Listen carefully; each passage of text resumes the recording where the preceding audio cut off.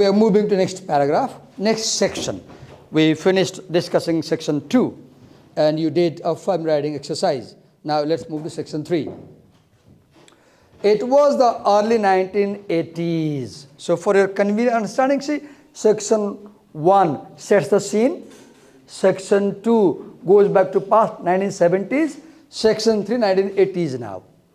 She is using 3 sections for 10 years each. 70s, 80s, 90s. It was early 1980s. Ronald Reagan was the president of the... This information is part of Kairos, as I told you earlier. This is the Kairos of the essay. Times. Ronald Reagan was the president of the United States. Marion Barry was a mayor and his city. I still remember, in 1984, it was 1984 I guess, Indira Gandhi was the president of India. I was in class 7 and when Ronald Reagan won the election of American president, all the newspapers said a dancer has become a president because Ronald Reagan, before he came to politics, he was a dancer. Still I remember. There was a big news, big picture in Indian papers. So as he recalls, because this author and me are 1 year's difference. She was born in 68 and 69. So our experiences match. Okay. So she remembers Marion Barry was a mayor and his city, Washington, D.C., was known as the homicide capital of America. Another remarkable thing, note down in the setting. Section 2 has Canadian setting. Section 3 has American setting. Section 2 time is 1970. Section 3 time is 1980. Section 2 places Canada. Section 3 places America. Okay, move ahead. Now, at one point she says that Washington was homicide capital of America. What is homicide? Homicide is indiscriminate killing of people. And I just used Google Gemini and asked her. I supplied this paragraph and I said, tell me why this is saying so. And Gemini says that in Washington DC in those days, the capital was very notorious for drug trade, right? And there was violence. So see, look, can you see, this writer grew up in a city where there used to be homicide, culturally violent city.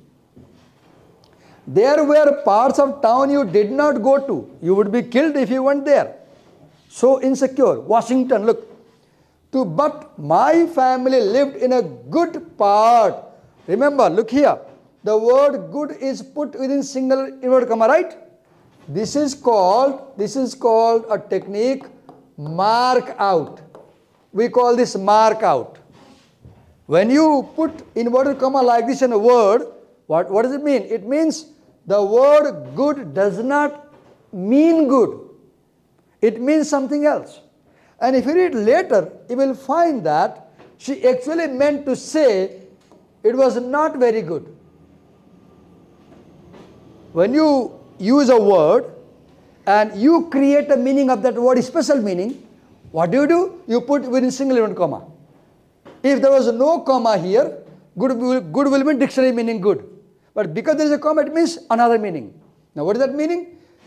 Near Embassy Row in the northwest, proof that this was a good part of town. Look here, she puts a question mark. Why she putting? This is called a rhetorical question. This is not a question. She is saying it was not a good part of town. Proof that this was a good part of town? No.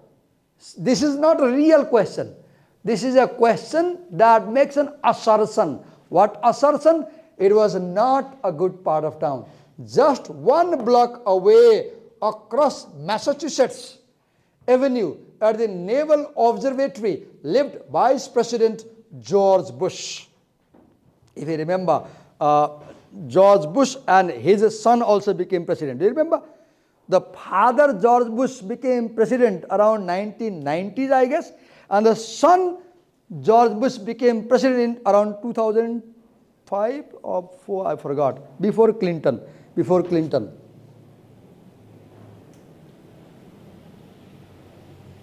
Okay. We, however, inhabited our own little third world. Mark it. I told you, this essay is about politics also. So here she uses the word third world. Look, America is first world. Washington is capital of America. So America is supposed to be even more developed in America. Washington is supposed to be most developed city in America, right?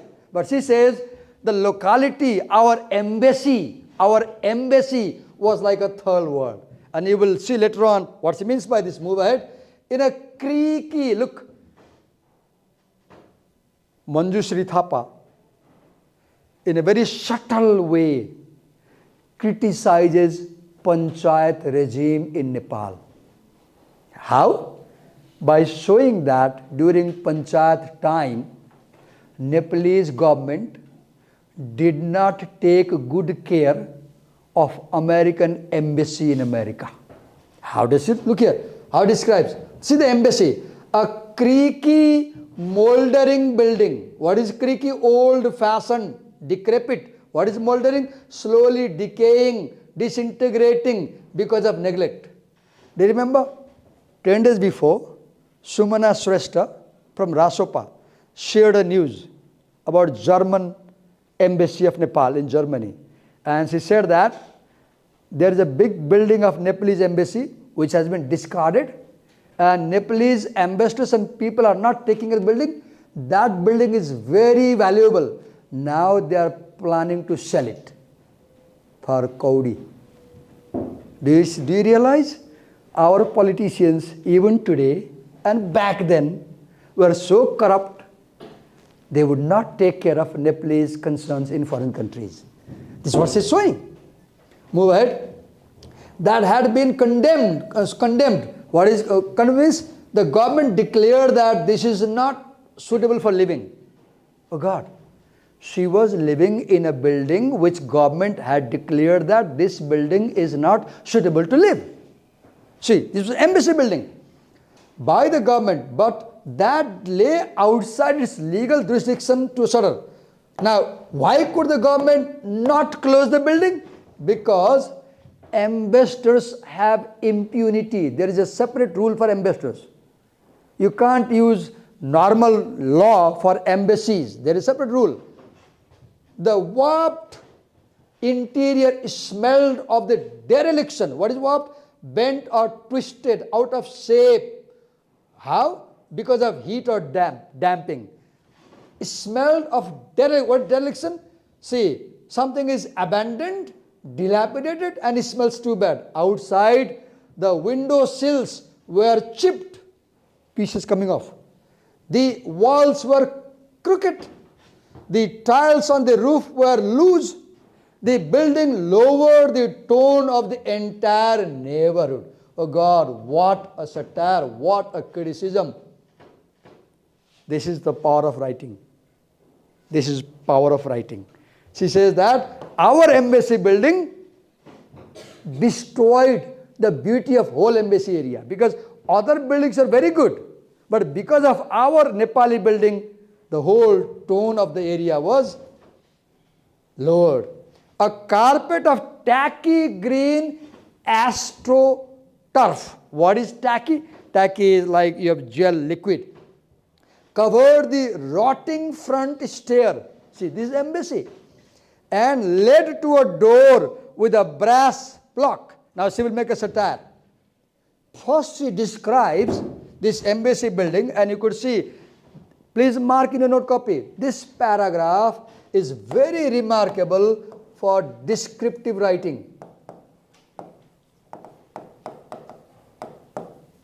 Though this essay is in narrative genre, but within narration, the writer makes beautiful description. This paragraph that we are reading right now is remarkable for vivid description.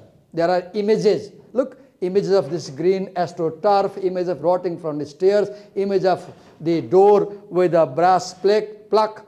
That announced a bit audaciously. Audaciously means very boldly, daringly. Royal Nepalese Embassy. So what is he doing? This writer is criticizing the king's government in those days. King's government in 2040 Bikram Sambat. This era, 1980s, is 2040-45. Royal Nepalese Embassy. She is particularly focusing the word royal. It was king's embassy. But look the condition. Just as bold was the sign next to it, service entrance at the rear. Now she will further describe this building. Move ahead. My father was, always keep in mind that in this essay you will see two verbs, one in past, one in present. My father was the Royal Nepalese ambassador, though the job entitled him to live at the embassy's chancery. What is chancery? An office attached to embassy or consulate. To have 3 paid for household staff. Look, her father was supposed to get a chancery. He was supposed to have 3 paid for his staff and to be ferried around the town in a chauffeur-driven Cadillac. He was supposed to get a Cadillac car. But his salary was below poverty level by US standard. By Nepalese standards, of course, it was extravagant. For the first time in our lives, we were poor. Look, she was the ambassador's daughter. She was living inside the embassy. And she says we were poor. This helps you understand the political context of the time. In Panchayat era, Nepal, maybe because Nepal was poor, it did not fund its embassies properly. And they had this problem. Look, her father was supposed to have a car.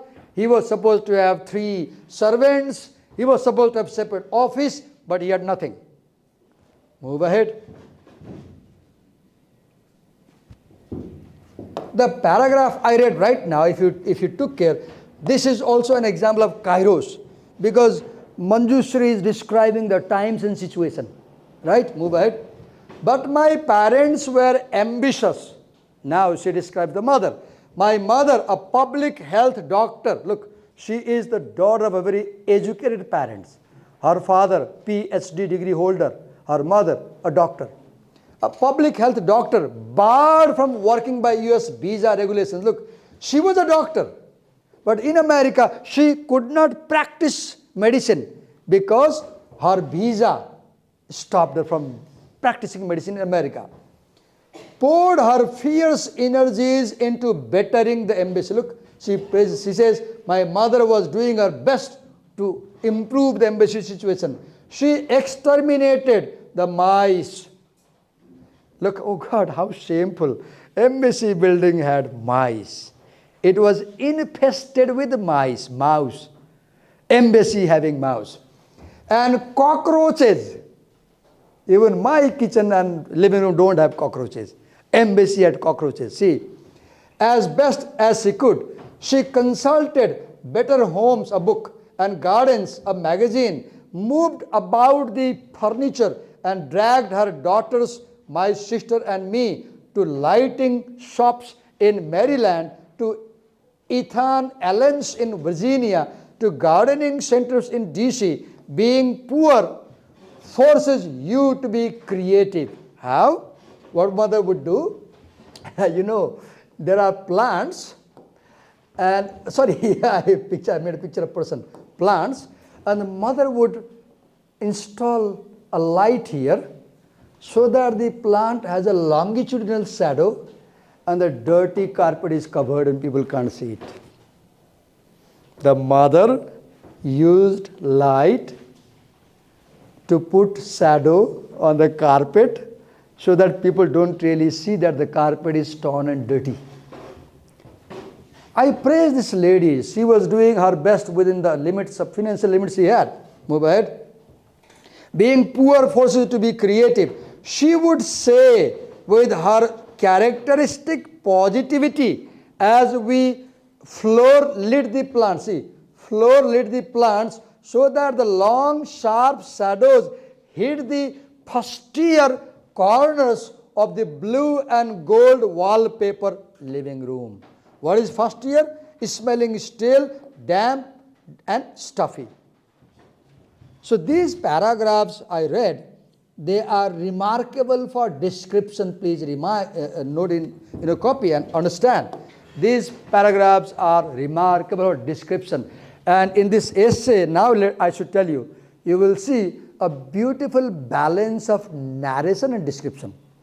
This essay balances narration and description. It was untouched by my mother's positive attitude. A shy, how was the mother? A shy, the mother was a shy, self-conscious child. Sorry, no, she talks about herself. A shy, self-conscious child. I spent my first year pinning over the Lhasa Apso and the life we had left in Nepal. Oh God, as I read this line, I had tears. Why? Look what she's saying. I was a child, I was shy, I was self-conscious, and I wanted to get a dog. But my parents did not have money to buy a dog. Pinning over, to long for or yearn for something deeply.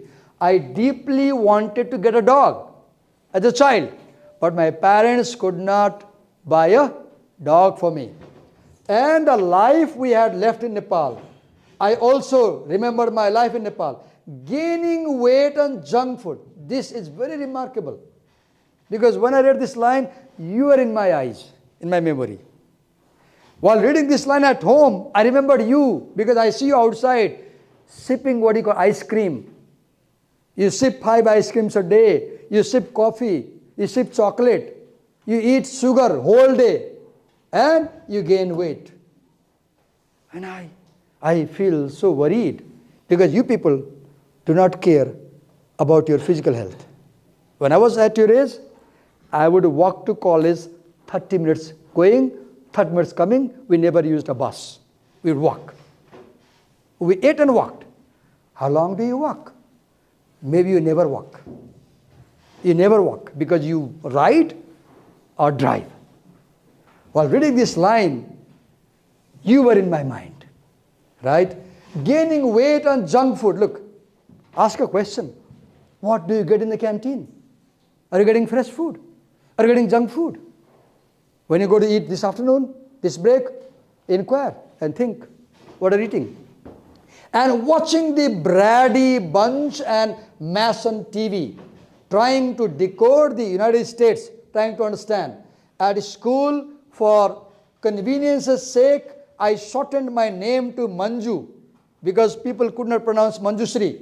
Yet my teachers and classmates called me Manju, or at extreme, Manju. Man just could not rhyme with fun. Do not talk as I explain. As I explain, I expect you to be with pin drop silence. Listen to me, note down. Listen to me, note down. If you talk among yourselves, you will distract your attention. My parents wanted only the best for the children. Yes, everybody would like. I wanted best for my child. I paid 800 rupees per month for my son in class 10. You'll be surprised. I paid 1,25,000 for my son in grade 11-12. I paid 6 lakh for my son in BE. That was the possible thing I could do. I was a teacher. I did my best to educate my children best possible. Every parent has that dream. Your parents are sending you here not because it's easy, but because they have a dream with you, right? They want to do best for you. So please respect your parents' hard work they are doing to send you here. Okay. They packed my brother off to college on a scholarship. Look, they could not pay money. He was an ambassador. He could not pay the fee, so he looked for a scholarship. And a year in, on the guidance of their American friends, got me and my sister admitted on a scholarship into a top-notch school, a pricey Episcopalian. What is that? Episcopalian is a school that is associated to Episcopal Church, a Protestant church. All girls school, like Padma Kanya at Bagbazar, right? At school, we are reading, not explaining much because there is not much to explain. At school, the talk was of beach side. See, her friends would talk about beach side. They would talk about ski vacations, summer camp, hayride, and dances, all of which were alien to me. Oh God, see the psychological impact. Imagine you were her, and your friends in classroom, they went to beach side, and they came in class, they showed photograph, and you can't go to beach side. How would you feel? Your friends went to ski vacations, you can't go because your parents can't pay for that. Your friends went to summer camp, you can't go because your parents can't pay for that. Imagine the feeling you have. I have had this feeling, I have had, because my parents were not so rich. And in my class, others were so rich. I have this experience of seeing people enjoying something I can't enjoy. Move ahead. Hayride and dances. I am still not quite sure what a hayride is. Hayride is you go to a place where they have tractors, they have hay, you climb on the tractors, you sit on the hay, and you move around the area. My home life was decidedly Nepali. It's like me. At my home in India, we speak Nepali. Outside doors, we'll speak Bhojpuri. In school, we'll speak Hindi. My sister and I dressed in identical silk dresses for parties, played the sitar for guests, then sat by coyly in a model display of pleasing Nepali girlhood. Have you seen our parents? When guests come, parents would call us and they would introduce us to guests, and they will praise us, and they will say, "Can you sing a song for her? Can you dance for him?" Right? Our parents have this habit.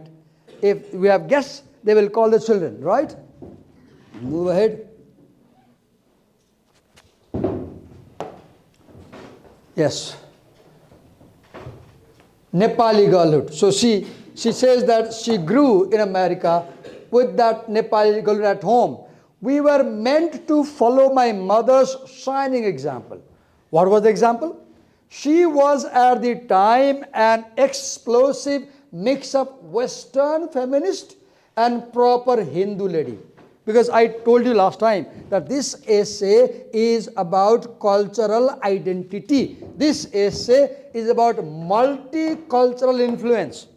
This essay is about multicultural influence on the writer's growing.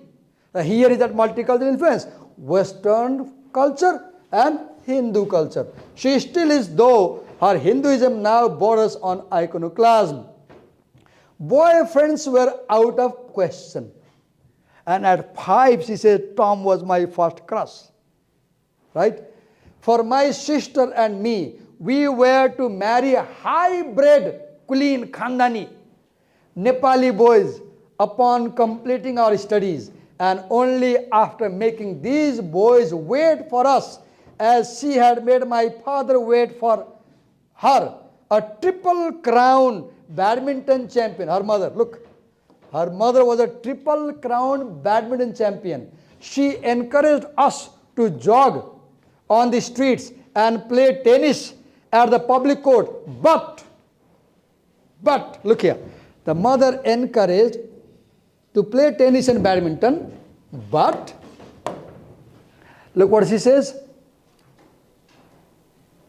Oh, did I move?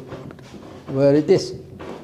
But Western girls' forms of independence struck her.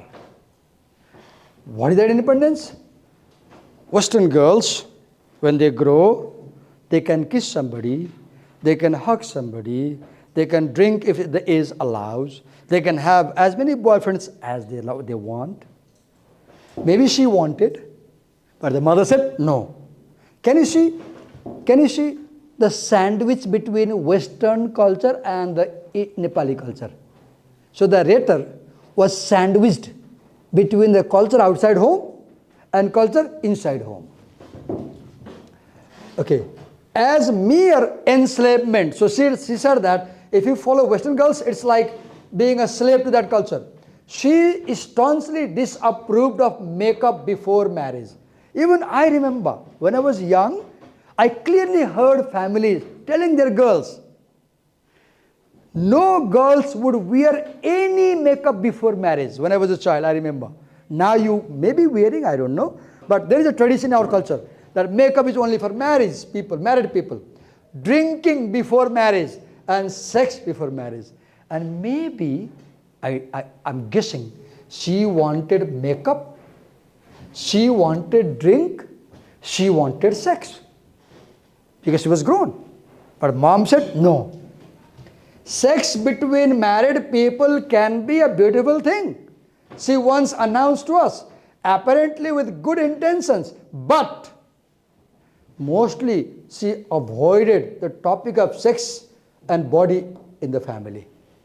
Mother would not talk about body. Have you seen in our culture, in our families, sex is a taboo. Sex is a taboo.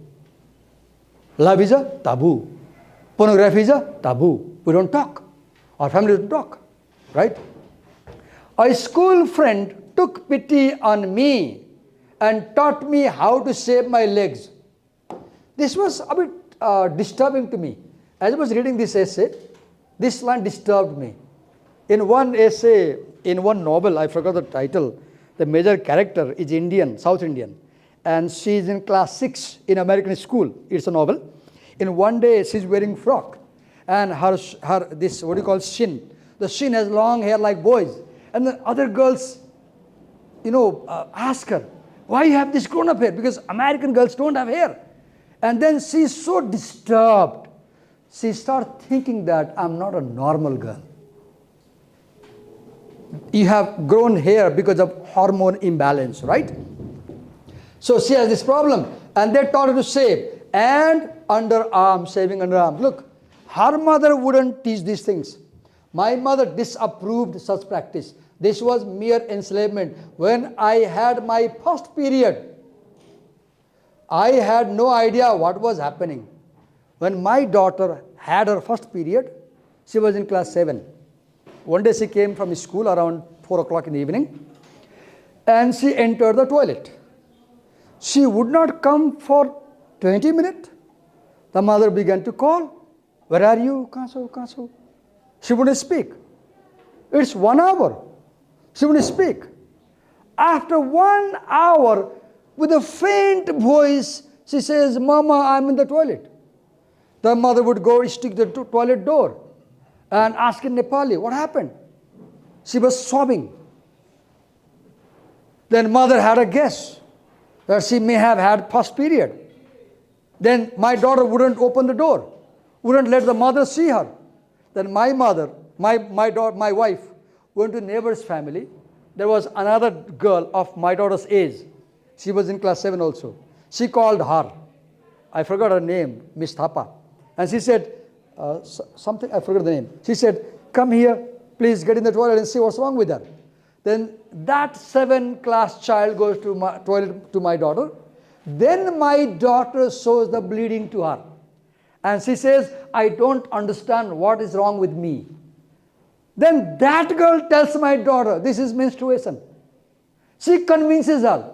Then she comes out after 1.5 hours. And then what happens?